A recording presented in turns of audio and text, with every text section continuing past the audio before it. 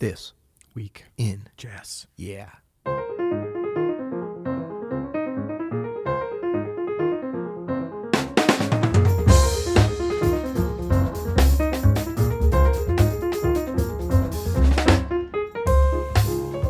I'm Adam Maness. And I'm Peter Martin. You're listening to the You'll Hear It podcast. Daily jazz advice coming at you. Coming at you this week for a new edition of our monthly series. That's right. This Week in Jazz. I thought you were saying New Edition. I was thinking about the great band from the 80s, New Edition. New Edition. I was like, come on now. So this week's news was unfortunately dominated. This Week in Jazz news was unfortunately dominated by the great Nancy Wilson's passing at the age of 81. Yep. One of the titans and icons of our music, and just a beautiful artist, a beautiful woman, beautiful spirit, beautiful soul.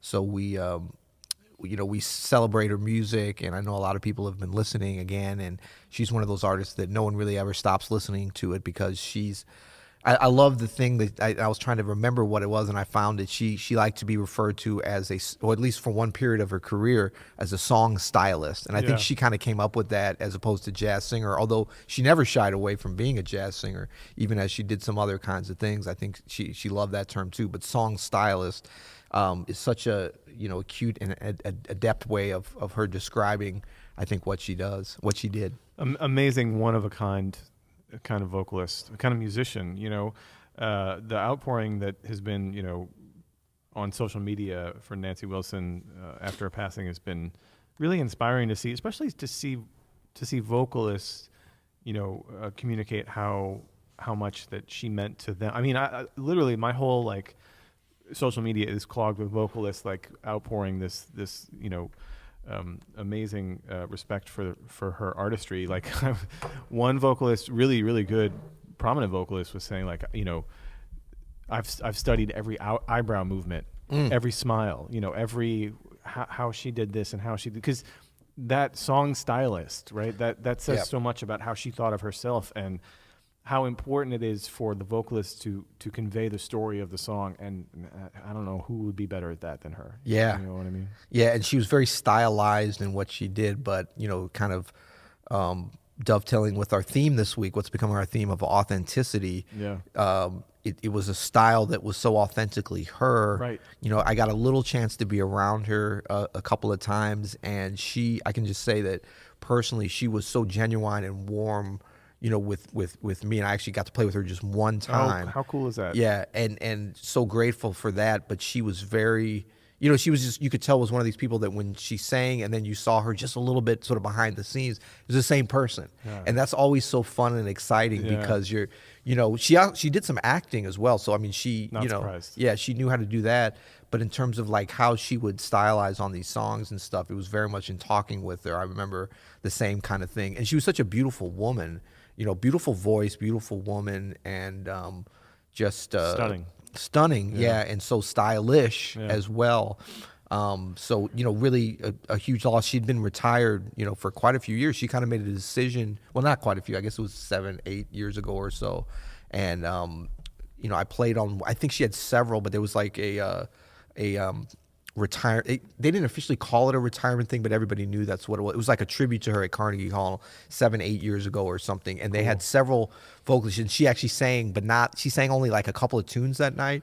And I did a duo performance with Diane Reeves where, she sort of sang for Nancy, and she was kind of there, and it was a very emotional thing. That's very cool. But it was so great because she, during the rehearsals and stuff, she was hanging out, and she was very engaged in the whole thing, and it was almost like a great memorial to her, but while she's still around, which I think we need to do more of that, and a celebration of these great artists.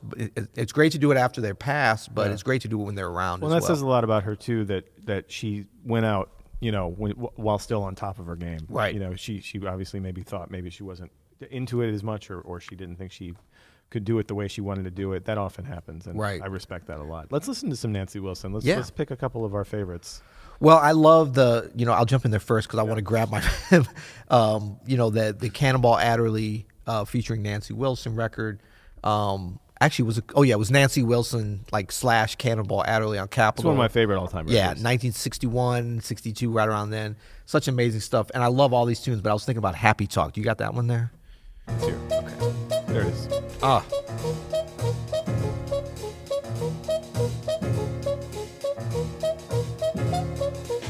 Happy talk, keep talking happy talk. Talk about things you'd like to do.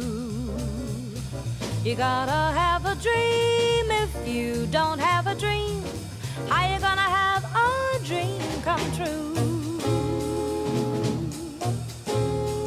Talk about a moon floating in the sky, looking like a lily on a lake. Talk about a bird learning how to fly, making all the music he can make. You know, every pronunciation, every inflection just helps propel that story forward. You know, it helps you feel the music even more. Really, really amazing track.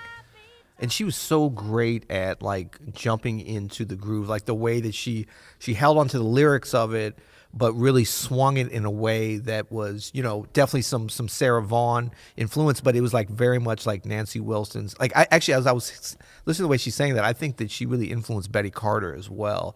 And it's something I'm trying to. I never heard Betty Carter necessarily talk about it, but I'm sure it was. And I mean, what a swinging band! You got a very young and Austrian Joe Zawinul on there, Ooh. And then of course Nat and Cannonball, Sam Jones on bass, Louis Hayes. But Nancy Wilson, you know, she wasn't always thought of as like a you know, hardcore jazz singer like an Ella Fitzgerald or a Sarah Vaughan. But when you hear her in these situations, she you know, in every way had those skills. Swinging. For sure. Swinging, exactly.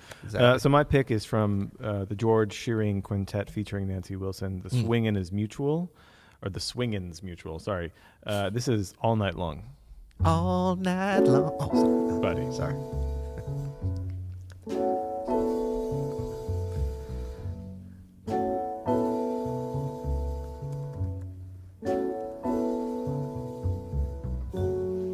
Never felt the softness of his tender kiss. Don't know if he's weak or strong. All I know is he's in every dream I dream all night long.